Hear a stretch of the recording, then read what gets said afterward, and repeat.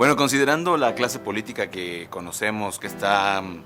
corrupta ya, que se han corrompido, que además son antipatriotas, diría yo, y que además son gente que no tienen idea alguna de lo que es ser funcionario público, creo que es muy conveniente decir que es necesaria una posición ciudadana dentro de esta clase política, y esa injerencia la vamos a tener con gente como Laura Esquivel, esa motivación ciudadana, ese representante real del ciudadano, lo vamos a ver muy claramente en este